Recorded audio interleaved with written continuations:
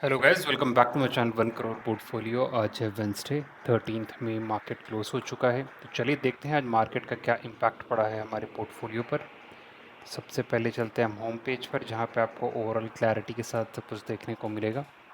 तो जैसा कि कल हमने डिस्कस किया था, कल रात म्यूचुअल फंड अपडेट होने के बाद पोर्टफोलियो में काफ़ी ज़्यादा डिप आया है, जो कि एक्सपेक्टेड था।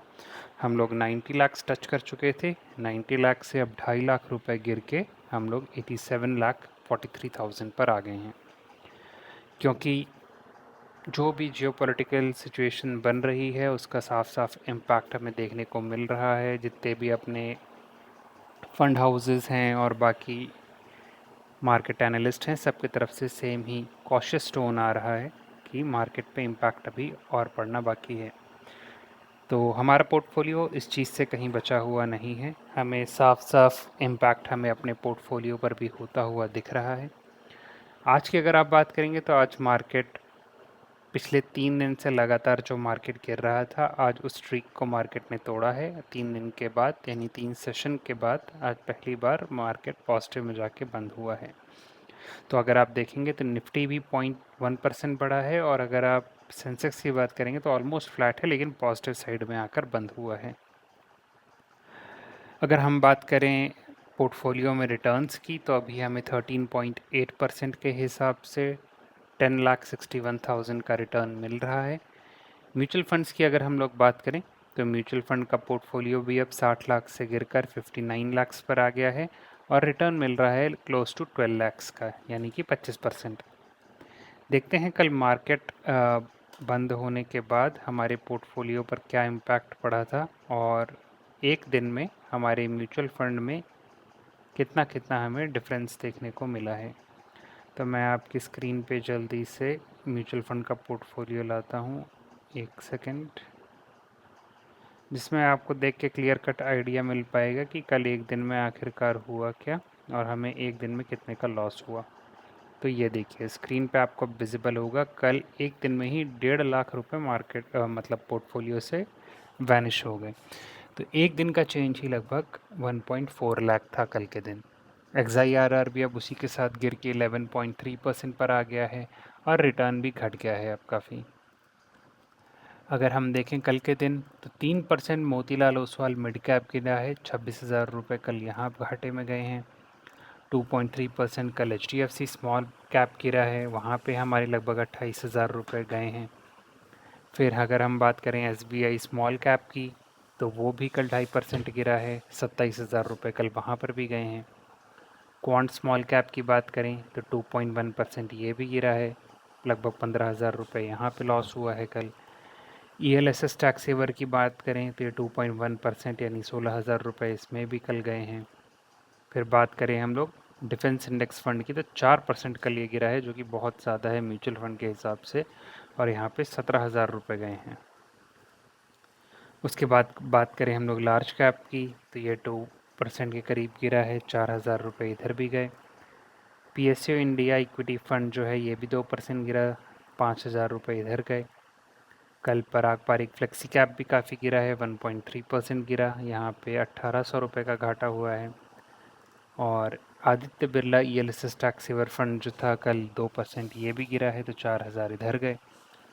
फिर अपना क्वांट इंफ्रास्ट्रक्चर फंड जो है ये भी 3% कल गिरा है, और 2,500 के करीब इधर भी गए। दो जो कि एक्सपेक्टेड था म्यूचुअल फंड जो पॉजिटिव में रहेंगे, वो गोल्ड और सिल्वर के ही हैं। तो सिल्वर कल लगभग 4.5% बढ़ा, और यहाँ पे हमें 2,700 रुपये का प्रॉफिट हुआ। यही बात करें गोल्ड की, तो गोल्ड भी लगभग 1% बढ़ा, और 530 रुपये बढ़े हैं। तो देखेंगे आप, जैसे जैसे मार्केट का अंदेशा लग रहा है कि मार्केट गिरेगा, तो लोग गोल्ड और सिल्वर की तरफ शिफ्ट हो रहे हैं। इसीलिए ये आपको भी ट्रेंड देखने को मिल रहा होगा मेरे पोर्टफोलियो के थ्रू। जो दिख रहा है डेटा, एटलीस्ट वो मैं आपको शो कर सकता हूँ कि गोल्ड और सिल्वर अब पॉजिटिव में है, वरना बाकी सब आप देखेंगे पूरा का पूरा लॉस में है। और ये सारा लॉस अगर कल के दिन का आप मिलाएंगे तो 1.5 लाख बनता है, जिससे हमारा पोर्टफोलियो कल गिरा है। और हम बात कर रहे हैं म्यूचुअल फंड के पोर्टफोलियो की। अब हम बढ़ते हैं 32% की तरफ, जो कि है स्टॉक्स का। तो चलिए देखते हैं स्टॉक्स में आज के दिन क्या हुआ है। आज के दिन अगर आप देखेंगे तो निफ्टी 0.1% बढ़ा और हमारा पोर्टफोलियो 1.8% के साथ बढ़ा है। 1.8% कितना हो जाता है हमारे पोर्टफोलियो में? 52,000 रुपये। तो 52,000 रुपये से आज हमारा पोर्टफोलियो इम्प्रूव हुआ। अब हम देख लेते हैं कुछ टॉप के स्टॉक्स जिन्होंने 1,000 रुपये के ऊपर प्रॉफिट बना के दिया या रिकवरी करके दी है। सबसे पहले हम देखते हैं वो है डिक्सॉन टेक। तो डिक्सॉन टेक आज सरप्राइजिंगली 9.7% बढ़ा है। इसने लगभग क्लोज टू 8,000 रुपीज़ का रिटर्न दिया। उसके बाद मज़गांव डॉक, ये 7200 रुपये यानी कि 7,200 रुपये बढ़ा है। फिर है सिल्वर ETF, ये एक्सपेक्टेड था, छः लगभग 7% ये बढ़ा है, तो 6,300 रुपये इधर बढ़े। फिर है अपना अडानी पोर्ट्स, 3% बढ़ा है, 3,700 का प्रॉफिट इधर हुआ। फिर अपना गोल्ड बॉन्ड में 3,000 रुपये बढ़े हैं। फिर है अपना भारत इलेक्ट्रॉनिक्स, इसमें हमें आज 3,000 रुपये का प्रॉफिट हुआ। फिर है बॉम्बे स्टॉक एक्सचेंज, यहाँ भी 3,000 रुपये का प्रॉफिट हुआ है। फिर है केनीज टेक, यहाँ पे 2,000 का प्रॉफिट हुआ। फिर फाइनली इरेडा है अपना, इरेडा में 2,000, ये भी लगभग क्लोज टू 3% आज बढ़ा है। IRFC पे भी हमें 1,900 का प्रॉफिट हुआ। फिर उसके बाद आप देखेंगे तो गोल्ड बीज जो है 1,600 रुपये का इधर प्रॉफिट हुआ और ये 5.7%। सोना और चांदी आप देखेंगे, ये रहा सिल्वर, 7%। सिल्वर बीज और गोल्ड बीज जो है 5.5% के ऊपर, तो ये दोनों अलग ही भाग रहे हैं अब। फिर हैल की बात करेंगे तो हैल 1,600 रुपये आज रिटर्न दिया है। फिर आप गोल्ड बॉन्ड एक और है, 1,400 रुपये रिटर्न दिया है और ये भी 5% करीब बढ़ा है। फिर है अपना अडानी एंटरप्राइजेस 1,200 रुपये। फिर फाइनली 1,000 के ऊपर आज जिसने रिटर्न दिया है 2% के साथ, वो है कोचिन शिपयार्ड, 1,100 रुपये का इसमें प्रॉफिट हुआ है।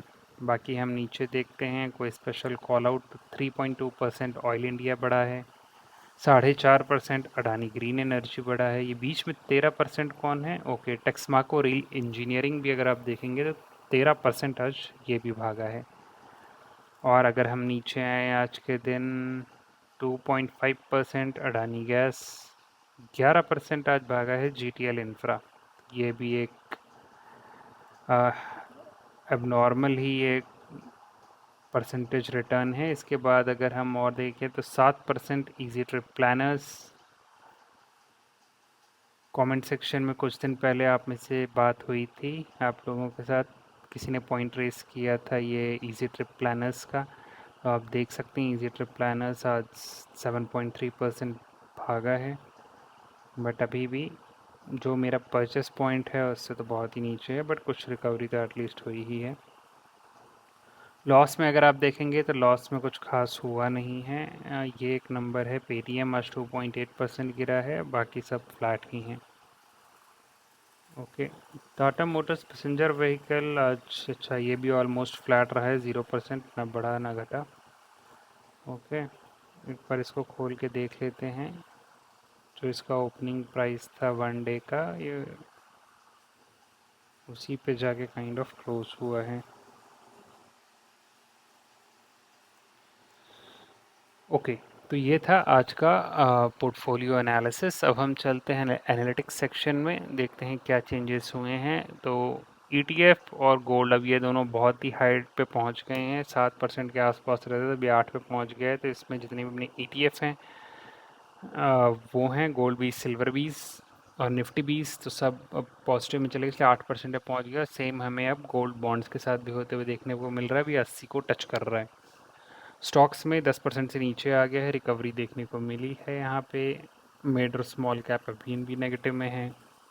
फाइनेंस और कंज्यूमर ड्यूरेबल ये दोनों अभी भी नेगेटिव में हैं। और सरप्राइजिंगली पहली बार टॉप 5 जो अपने स्टॉक्स हैं सबके सब पॉजिटिव में हैं, आज के दिन दिख रहे हैं। तो BSE, Mazagon dock, HAL, Adani ports, Bharat electronics, यहाँ पे RVNL हुआ करता था, बट आई गेस अब वो लॉस में ज़्यादा चला गया है, तो भारत इलेक्ट्रॉनिक्स ने उसे रिप्लेस कर दिया। प्रॉफिट में आज एक नया स्टॉक और आ गया है, 14 थे कल, आज 15 हो गए हैं। चल के देखते हैं क्विकली कौन सा स्टॉक है। आई गेस हैल है। हैल कल तक नेगेटिव में था, 0.5% के साथ। निफ्टी 20, ओके, निफ्टी अच्छा खासा रिटर्न दे रहा था। निफ्टी कितना गिर गया है इसको अगर हम देखें 3 महीने में? अच्छा, इसने रिकवर किया था बट वहाँ से फिर अभी बहुत ही ज़्यादा दोबारा गिर गया है।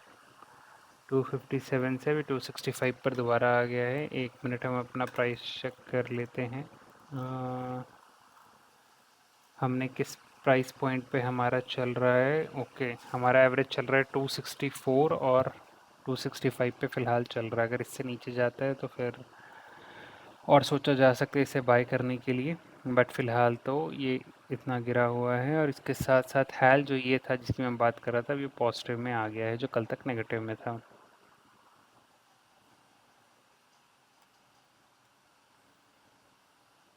ओके, तो ये था गाइस आज का overall in depth portfolio analysis. Hopefully आपको ये वीडियो पसंद आई होगी। तो अभी आप देख रहे थे हम 90 लाख तक पहुंच गए थे और वहां से दोबारा फॉल बैक होकर हमारा पोर्टफोलियो गिर गया फिर से। तो ये उतार चढ़ाव आते रहेंगे, लेकिन हम इन्वेस्टमेंट करते रहेंगे, देखते हैं और कैसा आगे मार्केट दिखता है। अगले 1 महीने में और कुछ चीज़ें क्लियर होगी, गवर्नमेंट पॉलिसीज़ पता लगेंगी, किस टाइप का इनिशिएटिव हम लोग ले रहे हैं ये मिडल ईस्ट क्राइसिस को हैंडल करने के लिए। तो उसका इम्पैक्ट भी डेफिनेटली हमारे पोर्टफोलियो पर पड़ेगा। तो जुड़े रहिए मेरे साथ मेरे 1 CR की जर्नी में। अगर आपको वीडियो पसंद आई है तो वीडियो को लाइक करिए, अपने दोस्तों के साथ शेयर भी करिए और सब्सक्राइब करके रखिए चैनल को, ताकि आप भी पार्ट बन सके मेरे 1 CR की जर्नी का। तो मिलता हूँ आपसे अगली वीडियो में।